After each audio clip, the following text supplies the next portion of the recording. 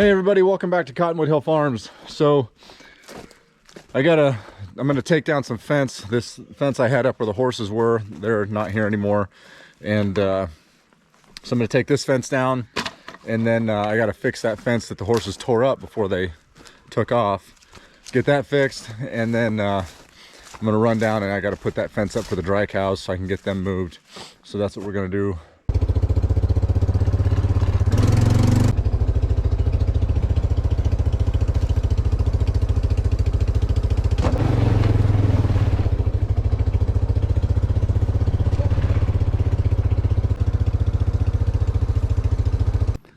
Always got to stop and have some fresh mulberries whenever I get a chance.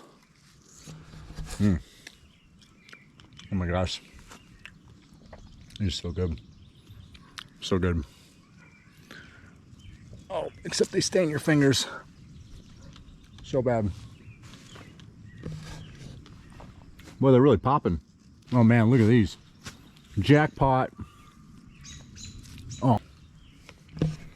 Now my fingers are all stained. It was totally worth it.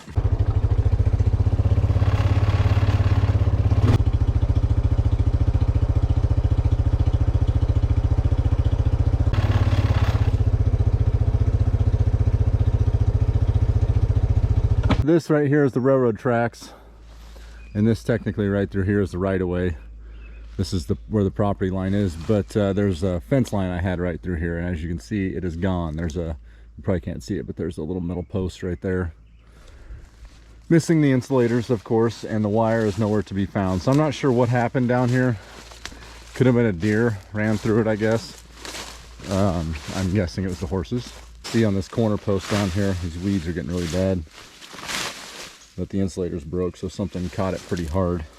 And I found the wire. It's broke right here.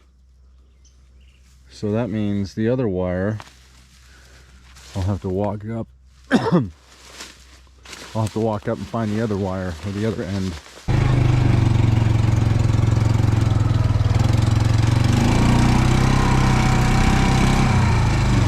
So I found the wire. I found a few of the insulators, but I'm missing quite a few. But I got that put back together, so now I can get the power up and going for the rest of the farm. What happened was one of them must have ran through it, I'm guessing. It was probably Lena. Georgia sometimes she's a bully and she'll chase Lena around. So I'm guessing she was chasing Lena, and this is kind of narrow through here where I had them. She probably ran through it, but anyway, the wire was, they had broke the wire down there on the bottom, way down there, and then the wire, I think it was right in here somewhere, it was wrapped around this tree and strung way out into that paddock over there. And so clearly they went through it right here. But I got it all fixed and it's ready to go now. Eventually, when we get some extra cash, I want to replace this fence line all the way from Honeysuckle, the back of the farm, all the way up here. I've talked to the railroad about it, and I got the green light, but that was before Grandma passed, and then she ended up passing, and so at that time we couldn't do it because it wasn't ours yet. And so now, since we bought the place, I want to get it done, but it's going to probably be another year or two before I'm able to do that, because the railroad will buy all the material and then I've got to pay for the labor, which is a fair trade. I think it's like $4 grand or $5 grand or something like that for the labor to get this done. What's up, big boy? I got to get this rolled up quick. Get this out of the way.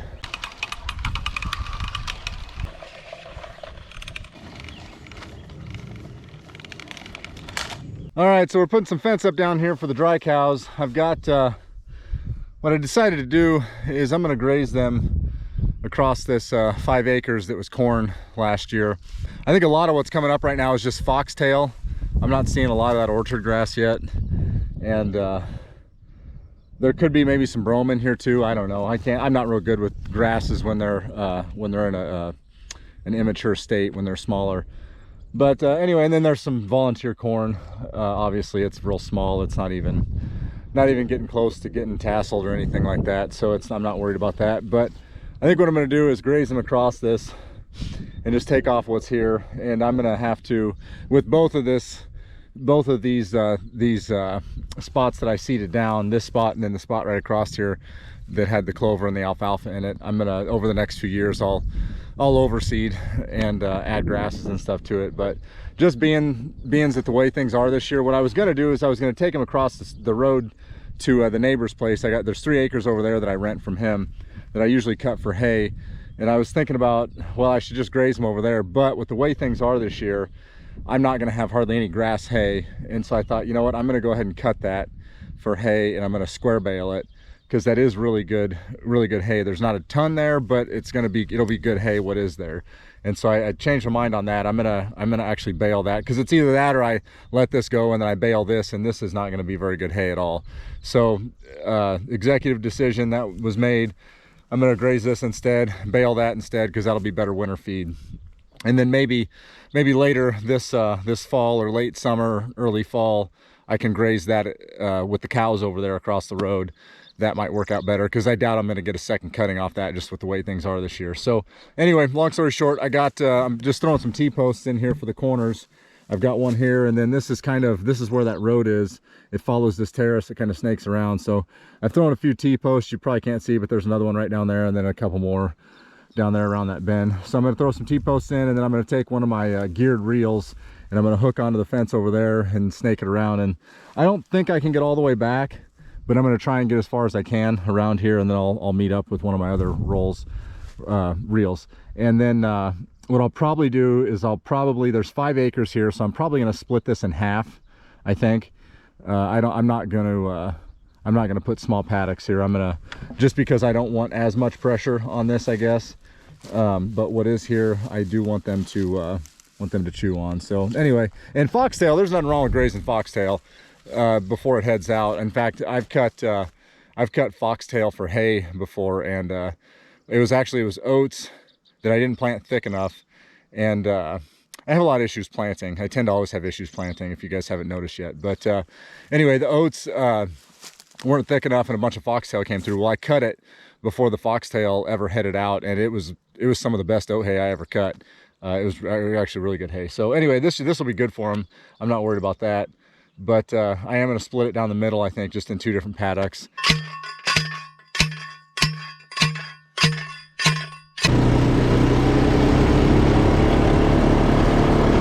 This right here is exactly why I don't like these reels.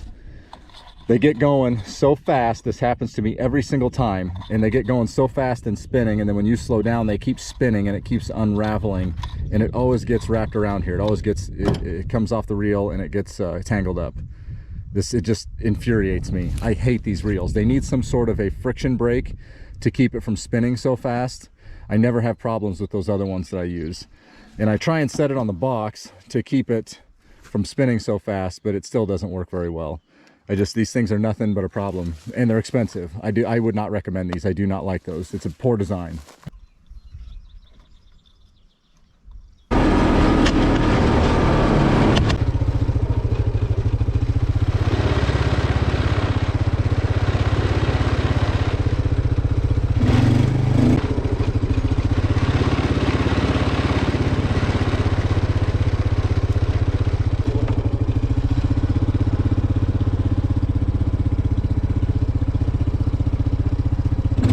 So we got this strung up all the way across, and it had just enough to get all the way over here to this fence along the tracks.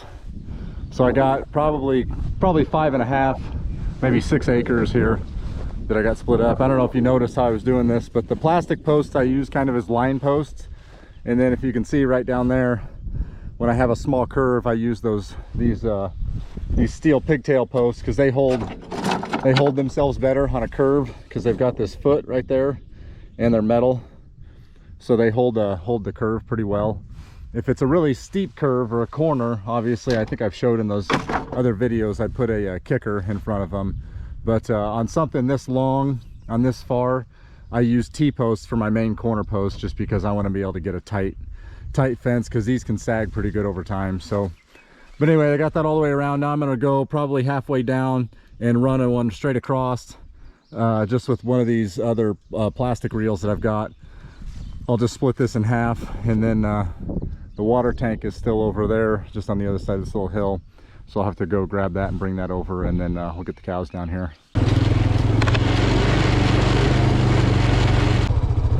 All right, I got that fence put up. I just need to move the water and then we're ready for the cows. I got to, I'm gonna run down here real quick. I gotta put a fence up quick for the fresh cows. That way, those some turkeys? I think those are turkeys hiding down there. Anyway, I gotta put another fence up for the fresh cows. That way, when I get done milking, I'll switch that over and they'll have a fresh paddock for tonight.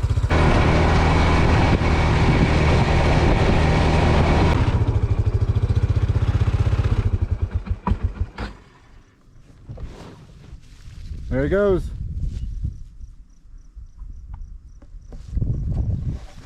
She thought she was being sneaky.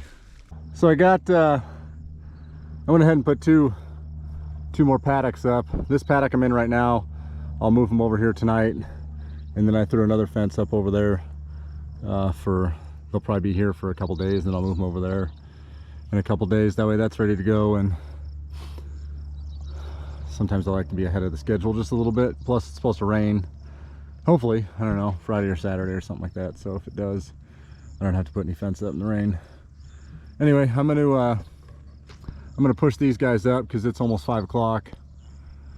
So I'm gonna push them up so I can get ready to milk, and then after I milk, I'll come down and I'll move that water tank and the mineral tubs and everything, move them over there, and then should be enough light left. I can move those cows yet tonight. I'm gonna milk a little bit early, so I should have time to do that. Plus it'll be a little bit cooler, so I don't have to move them in the heat of the day. So last video I had mentioned how the second crop was looking pretty good so far. This stuff's already blooming. I don't know if you can see that. Let me pull up here. There's blooms on those already, which means I gotta cut this here. Hopefully it rains. Yeah, there's probably, I'd say 10%, 5–10% blooming already. It looks pretty good. It's not very tall, but it looks clean. This should be really good hay. We're just not gonna get a lot of it. But anyway, hopefully we get that rain they're talking about Friday and Saturday. Today's Wednesday, so hopefully we get that rain this weekend, and then Monday, Tuesday or something like that, I can get this cut and get it baled next week.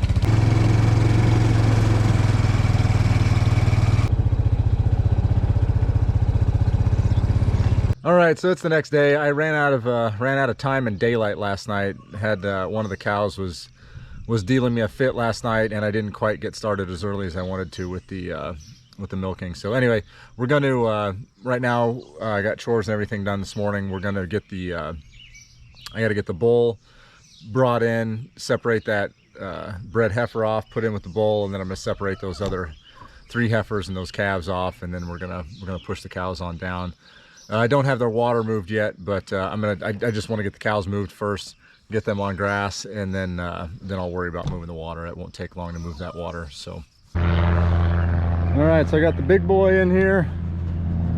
I got that bred heifer sorted off, bred cow, I guess you could call her. She was supposed to be a fall cow, but she was one that aborted her calf, and I'm guessing she aborted because of the stress. She's kind of a spook anyway, but I'm guessing because of the stress from when we brought them down here last, not quite a year ago. I think it was last August. I think that's what happened. I don't know. She was month and 2 months, month and a half. Well, she was at least 2 months, I guess, early. And I just came out in the field and saw a calf laying dead out there, and it was her. And I wasn't set up at the time to milk her, because I think that was right when we were pouring concrete, if I remember right. But I didn't have the parlor quite set up yet. So anyway, that's her story, and she's pretty wild. I don't like her temperament, and she brings out the worst in the other cows. I'll just put it that way. Come on, big boy.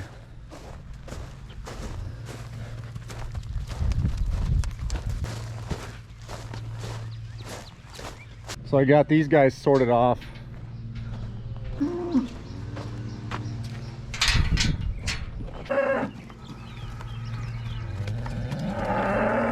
So these are those 3 heifers that have calves on their sides.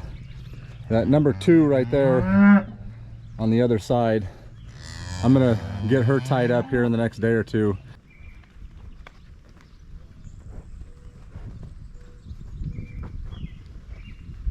Come on.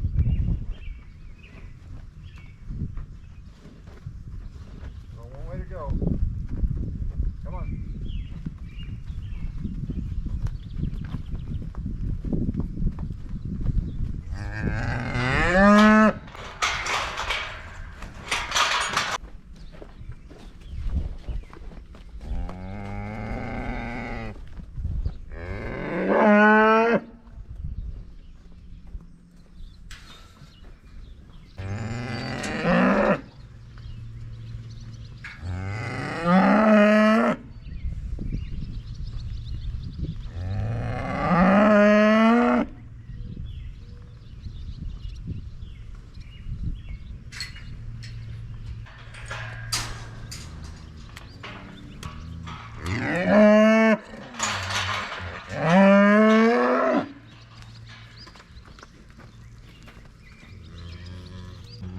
Something tells me that number 2 is going to give me a run for my money.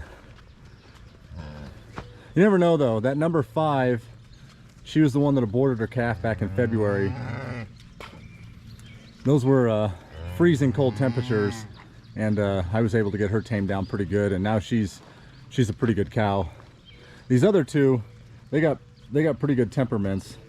I think she will too. She's not too bad, but she definitely needs to get used to me, that's for sure. Kind of reminds me of that number 4, that yellow cow. She's a little bit bigger. She was a little bit tougher for me. I put a halter on her, and man, she knocked the crap out of me a couple times, especially leading her over to the water. She did not like that halter, but and I was able to lead her and everything into the parlor with no problem, get her head in the head gate. She just would, every day, she never tamed down, it seemed like, and she kept dealing me fits. She just seemed like she kept every day I would lead her over to the water and she would just throw a fit, and she just beat the crap out of me pretty much. And she hated that halter, but as soon as I got the halter off of her, she was fine. And now she's probably one of my best cows that I've got. She's not super tame, but she does just fine. But it was interesting how some of the other ones, when I had halters on them, they would calm down and they were fine. And in fact, one of them, I had a halter on her, and that Nola 0, and she did okay with the halter on, not great. But then I take the halter off her, and I've been milking her, and she's kind of a spook too. But she does okay, but she still has her moments. But that number 4, she was the exact opposite. She was rough with the halter on, get the halter off of her, and then she calmed down quite a bit. But that number 2, I got a feeling I got a couple sore mornings coming up after I start messing with her.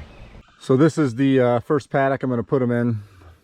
There's the fence line. It's going to come down right across to here. So I just opened up this corner, ran it down to a post, and I got this fence line along this terrace right here opened up. And so I'm just going to run the cows just like, I guess I didn't film that.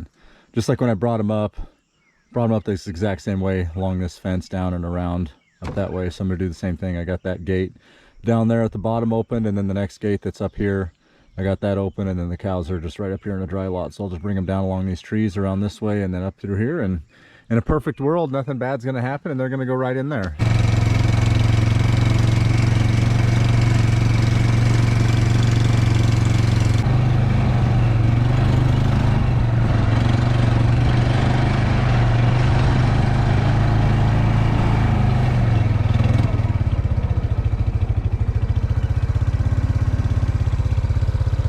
Done this before, they know what they're doing. Come on.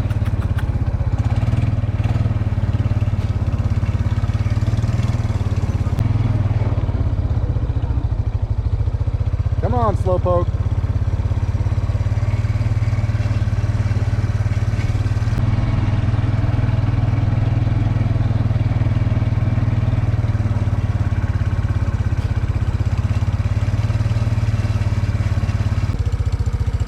how well this will show up on the camera. Hopefully it will. But right here, I think you can see this right here. You can see this line, and this is the that's where my last fence was. This was a paddock and this was a paddock, and you can see I should have left them over here probably another day. I think I moved them too quick, because you can just tell the difference how they definitely chewed more of this down, and it looks a little bit greener than this over here. It's so interesting to see stuff like that.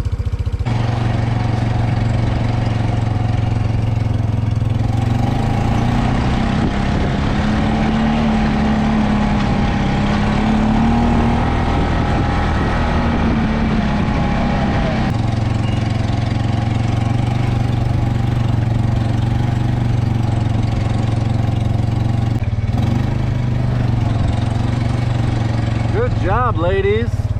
Nice work. That could have been much worse. So I think what we're going to do to energize this, I kind of went back and forth on whether to set the, I was going to set the, in fact, I think that's what I said yesterday, was I was going to set the solar powered Energizer up for this. But being that we're so close to this fence line right here on this terrace, I think I'm just going to run a, because that connects where? Right on that post right down there. So I think I'm just going to run a wire up to this post right here. It's only about 25 feet, if that, and then just run it off the main Energizer. All right, we got the waters filling on the truck. Now I'm going to grab the tractor and run down and move the tank.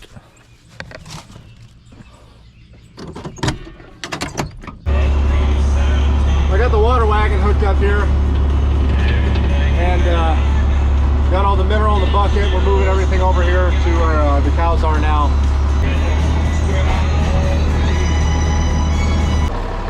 All right, I got the water tank moved over here. We're just gonna throw the tank in this corner and get her filling, and then I'll probably just throw the mineral over here.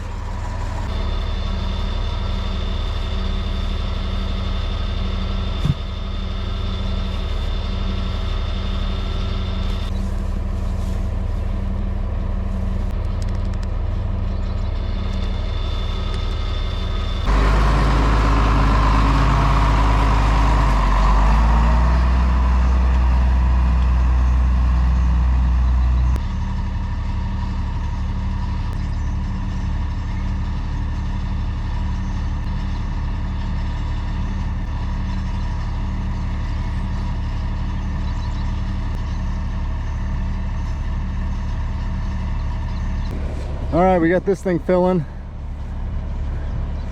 It takes a little bit with that valve. This is, I think it's a Job is what it's called, from American Grazing Lands. It's a one of those non-pressurized.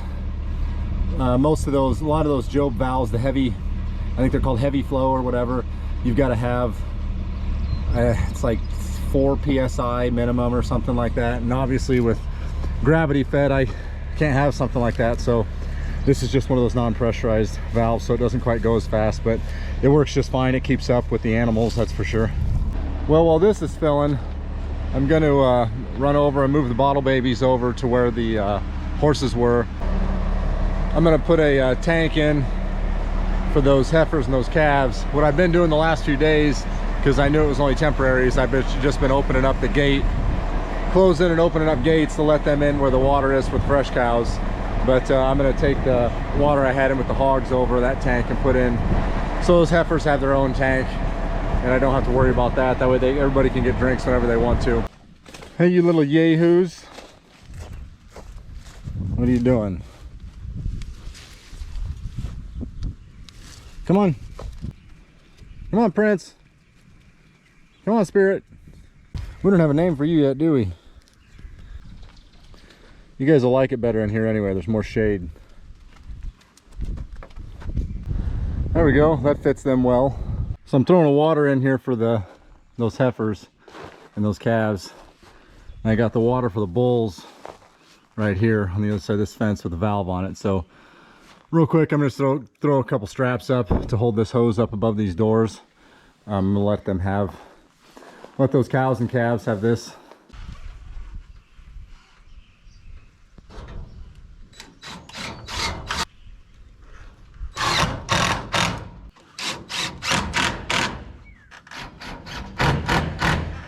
All right, I threw a wire up here quick, right along here, all the way up over to there. So that is hot now, we got power. One of these days, I keep talking about it and I haven't done it yet, but I need to run. I've got all the way down here at the bottom of these, well, there's kind of a break in these trees down here at the bottom, but right down at the bottom of this fence line in this valley, I've got hot wire all the way up to there, and I need to run a hot wire along this fence all the way up. I probably don't necessarily need to go all the way back to the farm, but I need to bring it up. I need to bring it up over on top of this hill a ways at least. That way I don't have to, because I've always, once in a while I'll have to put one of my reels up to connect this sometimes, because when I have an alleyway going across the farm here, or along that side of the farm for the fresh cows to get back there, my alleyway doesn't connect to the other side. And so if I were to put one, I guess if I ran it all the way to the back of the farm, I wouldn't have to worry about it because it would be continuous the whole way around, and maybe that's what I need to do. But one of these days we'll get to that. I do have a hot wire all the way on the west side of the farm all the way to the back, so maybe I need to do the east side and connect them both. All right, we got water, we got a hot fence, we got our mineral feeders. Well, that's going to do it for the video, guys. We appreciate you coming along. We always appreciate all the likes and the comments, everything like that. It means a lot to us. You can also follow us on Instagram and Facebook. We try and be fairly active on there as well. And hit the notification button, hit the like button, and don't forget to subscribe to the channel, all that good stuff. You don't want to miss any of the videos coming out. Thanks, guys. We'll catch you in the next one.